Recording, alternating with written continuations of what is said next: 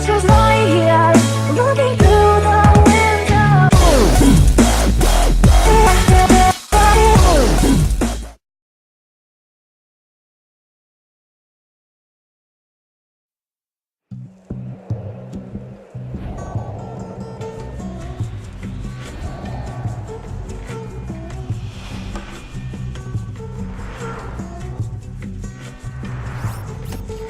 What ho, prospective vault hunters! Sir Hamerlock. At your service.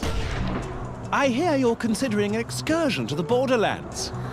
Well, let me be the first to warn you that Pandora has changed.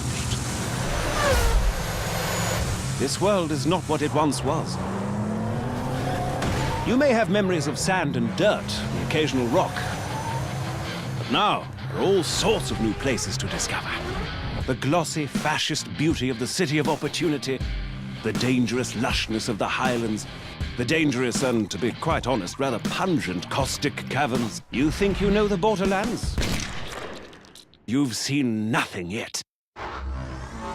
Oh, and also, you will probably be killed in one of 1,000 horrifying ways. You see, the Borderlands have been taken over by a nefarious so-and-so called Handsome Jack. And only you can stop him, because you are a badass, you see. Of course, what variety of badass is up to you. There are 4 classes to choose from, each with their own unique strengths, as well as numerous heads and skins if you wish to visually customize your character. But anyway, let's talk violence. Maya, the Siren, can use her phase lock ability to control the battlefield, imprisoning enemies, healing her allies, and dealing an awful lot of elemental damage. See those bandits? Notice how they aren't on fire? Maya shall fix that. The Commando Axton uses his saber turret to attract the hatred of his enemies and deal a great deal of damage. He can also attach a nuclear bomb to his turret, causing a hilariously large explosion every time he deploys it. Which is fun. If you're interested in sniping or stabbing people through the chest with a bloody large katana, then perhaps Zero the Assassin might be more your speed. At higher levels, Zero can move through the battlefields like the wind, slaying enemies left and right. Salvador, the Gunzerker, can go into a sort of rage mode where he gains massive damage resistance and can dual-wield any 2 weapons in the game. Oh, speaking of weapons, Borderlands 2 has rather a lot of them. Over 87 bazillion, as it were. All of which you can trade with your friends or store in your own personal bank.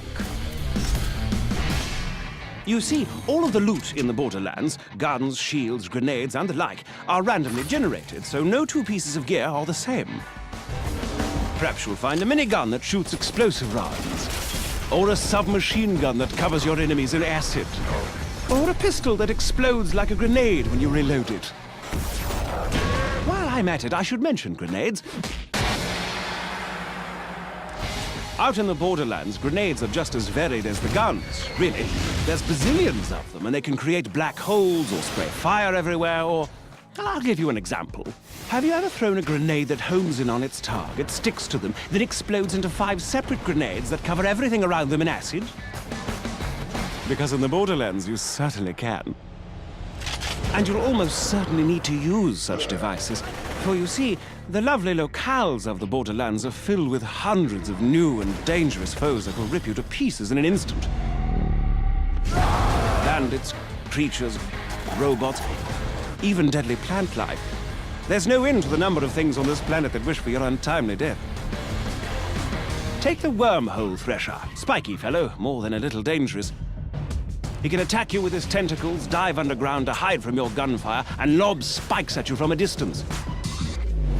And if that weren't bad enough, he can also create a singularity around his body, pulling you into close range so he can skew you on his retractable spikes.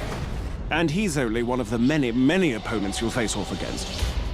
Don't even get me started on the nomad torturers, the warlorders, the badass Varkas. Gives me the willies just thinking about them.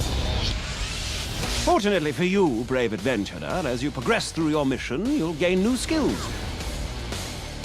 Powerful relics and badass points, which will allow you to reach all new levels of badassness. Relics can improve any aspect of your character from health to fire rate to vehicle speed, while class mods can improve certain skills far beyond their maximum limit. For instance, take a gander at Zero's backstab skill, which increases all melee damage done against enemies who aren't facing you.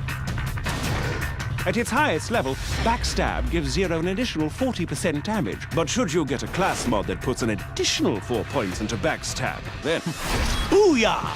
Plus 72% backstab damage. As you use these skills to destroy enemies and complete quests, you'll earn money, gear, and experience, all of which can be used to improve your character's skills, of which there are a great, great many.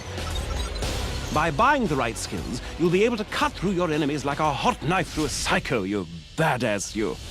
Oh, and speaking of badassitude, Borderlands 2 has a new system known as Badass Rank. By completing the dozens of varied challenges in the game, you can increase your badass rank and purchase stat bonuses that apply to all of your different characters. And did I mention that badass ranks are unlimited? Because they are. To that end, Borderlands 2 supports parties of up to 4 players. 2 players can also play split screen on the same monitor and then take that split screen game online. Friendship and cooperation, ho! The time has come, badass.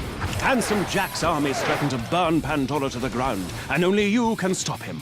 Grab your gun, bring your friends, and set some psycho midgets on fire. This is Sir Hamerlock telling you, the Borderlands are waiting.